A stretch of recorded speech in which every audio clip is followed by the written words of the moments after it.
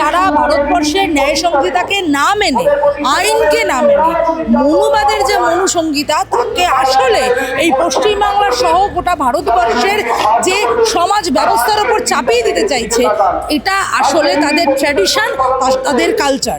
তারা আসলে মনে করে মহিলা মানে পুরুষের সমকক্ষ কোনোদিনই হতে পারে না। পুরুষ মানে মালিক আর নারী মানে শ্রমিক, তার উপরে যা খুশি হচ্ছে কি চাপিয়ে দেওয়া যায়, শোষণ করা যায়।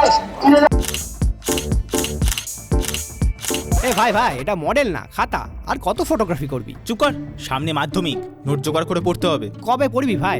গ্যালারি তো নোটের লাইব্রেরি আর স্টোরেজে পিডিএফ এর ছড়াছড়ি। দূর, কোনটা পড়বো কোনটা ছাড়বো কিছুই তো বুঝতে পারছি না। আরে তাহলে মৌলিক লাইব্রেরির বই পড়। ওদের সম্রাট এক্সক্লুসিভ সাজেশন বইগুলোতে পাবি সমস্ত গুরুত্বপূর্ণ এমসিকিউ, এসএকিউ ও বড় প্রশ্ন একেবারে উত্তর সহ। কমন পাবো তো? টপারদের জিজ্ঞেস কর। সম্রাট এক্সক্লুসিভ সাজেশন মাধ্যমিক, ভালো রেজাল্টের পাসওয়ার্ড। দিদি, এই যে সরকার তো পরিবর্তন হয় কিন্তু সমাজটা পরিবর্তন হয় না। একের পর এক রেপের ঘটনা তো ঘটছে। আসল এখন সরকার বলবে যে তারা এনকাউন্টার করেছে, শাস্তি দিয়েছে, তো কিন্তু প্রশ্নটা হচ্ছে যে কেন রাজ্যে একের পর এক রেপ ঘটবে? কারণ ধর্ষণ কাণ্ড ঘটবে কেন? বিজেপি সরকারে আসার আগে তারা নারী নিরাপত্তার কথা বলে সরকারে এসেছিল এবং বলেছিল যে ধর্ষণ নামক শব্দটা থাকবে না, কিন্তু তা সত্ত্বেও তো ঘটছে। দেখো, যেটা হচ্ছে যে আমরা শুরুতেই কথা বলেছিলাম, যখন এই নির্বাচনের প্রাক্কালে আমরা বলেছিলাম যে যারা এই পশ্চিমবাংলায় ক্ষমতায় আসতে চাইছে নারী নিরাপত্তা দেব বলে, তাদের আসলে যেখানে যেখানে তারা শাসন চালিয়েছে তাদের আসলে নারীদের নিরাপত্তা দেওয়ার রেকর্ড খুব একটা ভালো না, খুব একটা না, নক্কারজনক রেকর্ড বলা যায়। আমরা উন্নাও হাতরাস দেখেছি, উড়িষ্যা দেখেছি। আমরা এই সমস্ত ঘটনার পরে আমরা আশা করেছিলাম কি যে তারা হচ্ছে গিয়ে নিরাপত্তা দেবে। আসলে যারা ভারতবর্ষের ন্যায় সংহিতাকে না মেনে, আইনকে না মেনে মনুবাদের যে মনুসংহিতা তাকে আসলে এই পশ্চিমবাংলা সহ গোটা ভারতবর্ষের যে সমাজ ব্যবস্থার ওপর চাপিয়ে দিতে চাইছে, এটা আসলে তাদের ট্র্যাডিশন, তাদের কালচার। তারা আসলে মনে করে মহিলা মানে পুরুষের সমকক্ষ কোনোদিনই হতে পারে না। মহিলা মানে দ্বিতীয় শ্রেণীর নাগরিক। মহিলা মানে তার কাজ হচ্ছে সন্তানের জন্ম দেওয়া আর সংসার সামলানো। তারা যে রাস্তায় বেরিয়ে পুরুষের সমকক্ষ হয়ে তাদের কাঁধে কাঁধে মিলিয়ে এই লড়াই লড়তে পারে, এই বাঁচার লড়াই লড়তে পারে, এটা আসলে বিজেপি কোনোদিন কোনোভাবে মেনে নিতে পারেনি। ইতিহাস বলছে পারেনি, এই সময় পারেনি, ভবিষ্যতে দেখাতে তারা হচ্ছে পারেনি। তাই জন্য যখন বেহালার ঘটনা ঘটছে বা বারুইপুরের ঘটনা ঘটছে, একজনকে এনকাউন্টার করে দেওয়া হলো, দিকে দিকে লোককে লিঞ্চ করা হচ্ছে। এতদিন হচ্ছে টিম ছোড়াটাকে তৃণমূলের দিকে ফোকাস করে রেখে এটা লেজিটিমাইজ করছিল যে তৃণমূল মানে চোর, সেই জন্য হচ্ছে টিম ছুটছি। গত পরশুদিন যখন শীতলকুচিতে অলোকেশ দা ছিল, মীনাক্ষী দি ছিল, অনন্ত দ্বারা ছিলেন, যে গাড়িতে ডিম চুললেন, আমার একটা প্রশ্ন, সিপিএম ওদের সাথে বা এই পশ্চিমবাংলার মানুষের সাথে চুরি জুচ্চুরি করেছে, এই কথা ওরা প্রমাণ করে দিতে পারবে তো? আমাদের দোষটা কোথায় ছিল? নাকি এই ডিম ছোড়া, আক্রমণ করা, লিঞ্চ করা গোটাটাই বিরোধী যারা কথা বলছে, বিরোধী কণ্ঠস্বরকে দমানো হচ্ছে। লিঞ্চিং নিয়ে বারংবার এই কলকাতা শহরের বুকে, এই রাজ্যের বিভিন্ন প্রান্তে আমরা সোচ্চারিত হয়েছি। আজ থেকে 2 বছর আগে এইখান থেকে ঢিলচড়া দূরত্ব, বউবাজার মোড়ে Udayan hostel, SC ST hostel, সেইখানে একজনকে পিটিয়ে মারা হয়েছিল এই সন্দেহে যে সে ফোন চুরি করেছে। পরে দেখা গেল সেই ফোনটা সে চুরি করেনি, সেটা তার মৃত্যুর পর। আমরা ভারতের ছাত্র ফেডারেশনের পক্ষ থেকে বউবাজার মোড়ে স্টপ মব লিঞ্চিং বলে কর্মসূচি করেছিলাম। সেটা শুধু কর্মসূচি ছিল না, আমরা বলেছিলাম যে এইটাকে যদি মেনটেন করা না যায়, কন্ট্রোল করা না যায়, তাহলে পশ্চিমবাংলার এই মানে সংস্কৃতির মধ্যে মব লিঞ্চিংকে ইনজেক্ট করা হবে, ঢুকিয়ে দেওয়া হবে। 2 বছর পরে আমরা দাঁড়িয়ে দেখলাম বিজেপির সরকার যে লিঞ্চিং একটা সময় আর কি উত্তরপ্রদেশে করেছে, উড়িষ্যায় করেছে, ত্রিপুরায় করেছে, সেটাকে পশ্চিমবাংলায় লেজিটিমাইজ করতে চাইছে। এই লেজিটিমাইজ করার বিরুদ্ধে আমরা বলছি শাস্তি দেওয়ার কাজ আইন। তার মানে আজকে আমায় তোমার পছন্দ হচ্ছে না, তুমি রাজনৈতিক কারণে আমায় লিঞ্চ করছো, বা ধর্ষক বলে বা চোর বলে তুমি আমায় লিঞ্চ করছো। কালকে ক্লাসে তোমার সাথে আমার একটা পেন নিয়ে সমস্যা হলে, তোমার সাথে আমার মতের অমিল হবে বলে তুমি রাস্তায় আমাকে ফেলে পিছিয়ে মেরে দিতে পারো। এইটাকে কোথাও দাঁড়িয়ে মানিকপুরে আরো এক ঘটনা ঘটেছে, এক নাবালক তাকেও খুন করা হয়েছে শুধুমাত্র একটা খেলাকে ইস্যু করে।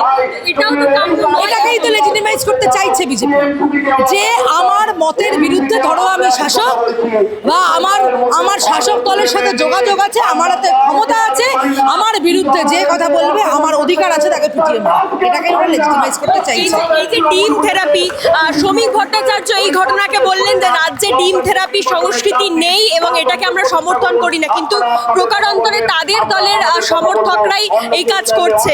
হ্যাঁ, দীঘাতে তো বলেছে গতকাল যে দলের সরকারের নির্দেশ আছে ডিম ছুটতে হবে।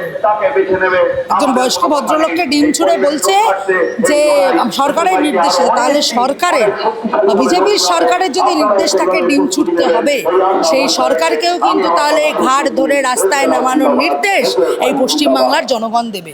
পশ্চিমবাংলার জনগণ বিশ্বাস করে ঠকে কিভাবে পাল্টে দিতে হয় সেটা তৃণমূলের সময় দেখিয়েছে। তৃণমূলকেও কিন্তু আসলে বিশ্বাস করেছিল। এই বিশ্বাসকে যারা হচ্ছে যে অবিশ্বাসে এবং দ্বিচারিতায় পরিণত করছে, আসলে আমাদের লড়াই কিন্তু তাদের বিরুদ্ধে। যে মানুষটা বিজেপিকে ভোট দিল, বিজেপির জন্য বিজয় মিছিলে নাচলো, তাকে, তার দোকানকে 4 তারিখের পরে সরকার গঠন করার পরে তার দোকান একদিনের নোটিশে ভেঙে দেওয়া হবে। সে হকার, সে চুরি করছে না, সে কোনো চোরচুরি করছে না। আসলে রেল তো খুব চিৎকার করছে রেলের জমি বলে, রেলের হাতে জমিটা কোথা থেকে? এই প্রশ্নটা কি রেল কোনোদিন কাউকে দিয়েছে? আচ্ছা, শিয়ালদা স্টেশনের প্ল্যাটফর্মের মধ্যে যখন হকারদের তুলে দেওয়া হচ্ছে, নিও আমরে, জনআহার, অঞ্জলি জুয়েলার্স এগুলো কিন্তু আছে কারণ তারা কর্পোরেট, কারণ তাদের পকেটে পয়সা আছে। শিয়ালদা স্টেশনটার চিত্র দেখেছো চারিপাশে কি করছে? ওয়েটিং রুমগুলো দিনের পর দিন বন্ধ, ওপরে একটা এক্সিকিউটিভ লাউঞ্জ বানিয়েছে যেটা ঘন্টায় প্রায় 500 টাকা সেখানে দিতে হয়। গরিব মানুষ সেখানে থাকতে পারবে না। কিন্তু ভারতবর্ষটাকে, পশ্চিমবাংলাটাকে আসলে গরিব মানুষদেরকে শোষণ করার একটা সংস্কৃতি তৈরি করতে চাইছে এই বিজেপির সরকার। তৃণমূল নিয়ে এখন আর কোনো কথা বলার নেই। শুরুতেই বলেছিলাম তৃণমূল মানে হচ্ছে যে বিজেপির এজেন্ডাকে এখানে চরিতার্থ করতেছে, তার ফল আমরা এই নির্বাচনে দেখে ফেলেছি। কিন্তু যারা গরিব মানুষদের পেটে লাথি মারছে, আমাদের লড়াই আসলে তাদের।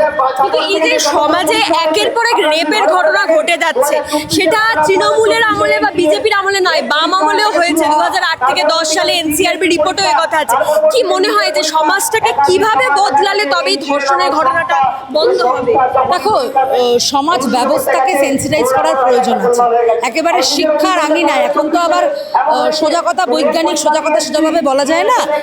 তুমি মানে কি বলবো, সেক্স এডুকেশনের কথা স্কুলে চালু করতে গেলে, গুট্টাজ বাট্টাজের কথা চালু করতে গেলে ওরা বলবে আমাদের এটা ঐতিহ্য না, আমাদের এটা সংস্কৃতি না।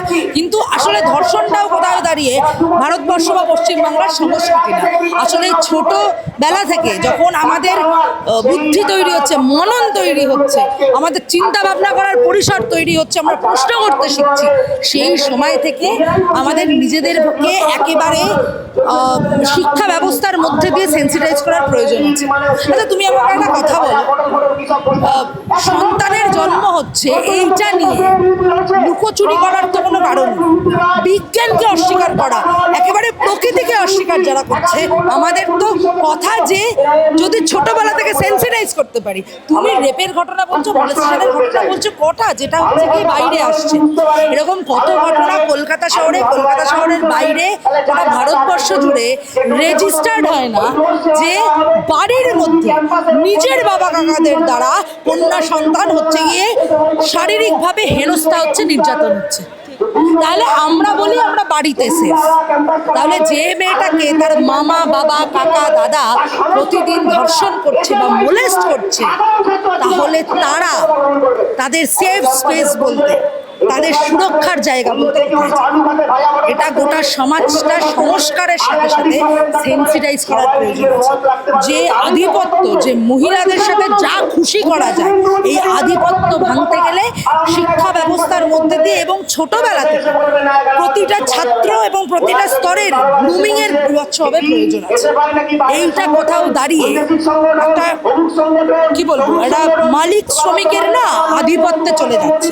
পুরুষ মানে মালিক আর নারী মানে শ্রমিক, তার উপরে যা খুশি হচ্ছে কি চাপিয়ে দেওয়া যায়, শোষণ করা যায়, তোষণ করা যায়।